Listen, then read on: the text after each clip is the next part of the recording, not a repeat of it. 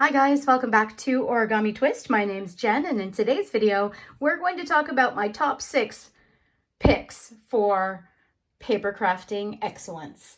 These are my favorite tools from my craft room, art room, whatever you want, art studio, whatever you want to call it.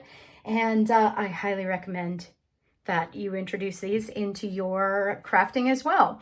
You're going to find that quite a few of these actually are probably already in your house, possibly in other rooms in your house. So let's get started. But without further ado, let's get started. So of course, the first one is a ruler. Now you can use any standard ruler, that's totally fine, and they all work really well. I prefer this one simply because it has both inches and centimeters, which makes it super easy. I don't have to carry around 2 rulers with me everywhere I go. And it also has a bump on the top that works as a little handle, so you can shift it around really easily. It's nice to hold it down so you get a nice straight line. I'm a huge fan of this ruler. I bought it here in Australia. It's from a brand called Westcott. If I can find a link to it, I will, or especially an American link to it for you guys, I will put that in the comment section below. If you're in Australia, you can totally get this at Officeworks. Next is scissors. Big surprise, right? I mean, this is a standard crafting item for just about everyone. Specifically, I want to point out that there are a variety of kinds, obviously. I really like this little tiny one from close to my heart because it does some really great detail work when I'm cutting into and trying to make fine details. Lots of brands make small scissors. This one's great. It's nice and sharp. And I love this one, which I actually got at just a simple, it's from a brand called Triumph, but I just got them at a simple discount store. $2 for a pair, really fabulous, or something like that, really fabulous. And the key here is find one that fits your hand and that you really enjoy using. That way it's more pleasurable to craft. Next is another type of cutter. This one is either an X-Acto knife or a box cutter. They both work in a very similar way. They come in many different price points, which is why I'm including the box cutter in this. They do a similar job, and you have, lots of different options. The neat thing about X-Acto is you can actually get different blade sizes and shapes.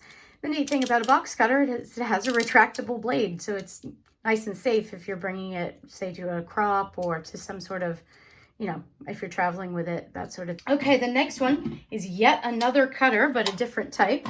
This one is a Fiskars paper trimmer. The brand doesn't matter too much, but you do want to have a look at the reviews because I have found paper cutters and paper trimmers in the past that are terrible as far as straight lines go. They don't measure accurately, that sort of thing. This one from Fiskars actually has a wired guideline in it to try to get it more accurate. It's not perfectly accurate, I'll be honest, but it's pretty good, and I have found it to be very nice, compact to work with, easy to work with, that sort of thing. If you guys have any suggestions on one that's more accurate, I would love to hear that. But in the meantime, it does the job. I love that the little cutter comes out and can easily be replaced. They're not super expensive. You can actually turn it around so you can use both sides of the cutter or cut in either direction. And I also love that you can get a scoring blade for it, which is really handy if you want to fold things, accurately and with a nice clean line, especially cardstock. So there you go, the paper trimmer. Next is my personal favorite, the bone folder. This one is actually made out of bone, though you can get plastic ones as well. They sell them in art supply stores. They also sell them at places like Michael's in the States, Joann Fabrics, Hobby Lobby, that sort of thing, or Spotlight here in Australia sells them, all in plastic. This one's bone, and it came from Stampin' Up, and I believe they're still available. So if you have a Stampin' Up demonstrator that you buy your stamps from, you can probably get one of these out of the catalog. This one's a couple of years old, but I don't see why they would have stopped selling it. So I haven't looked currently, but it's worth checking it out if you're interested. The beautiful thing about the bone folder is that it allows you to make creases in paper without ruining the pads of your fingers. If you're making a couple of, maybe an ornament or two for Christmas, you can just use your fingers, right? But if you're making modular origami and you're doing your gifts for your whole family or a tablescape with your origami, this will save the pads of your fingers. It's fabulous. I use it all the time. As someone who does this for a living, I love this tool. Highly recommend. And last but not least is my glue holder. That's right, I use the saucer of a cup and saucer to hold white glue, which I use from a little glue bottle. This is Elmer's School Glue, but what's inside is Elmer's Glue All. And I keep it upside down, actually in the cup that came with the saucer. And I apply a little glue to the plate, close it up. And the beauty of that is this never dries out because it's only open for a few seconds. And it's upside down, so all the liquid stays in the lid, which keeps it from drying out.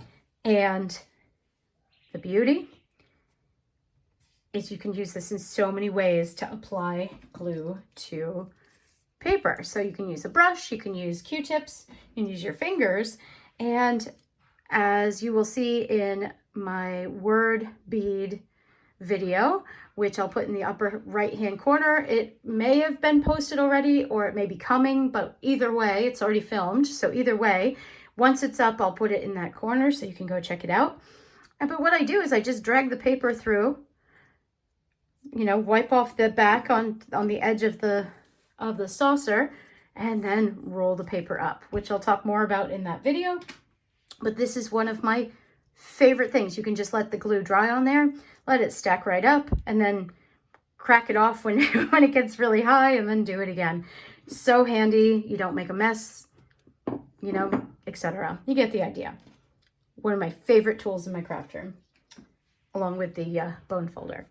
All right, so quick recap. We've got our glue saucer.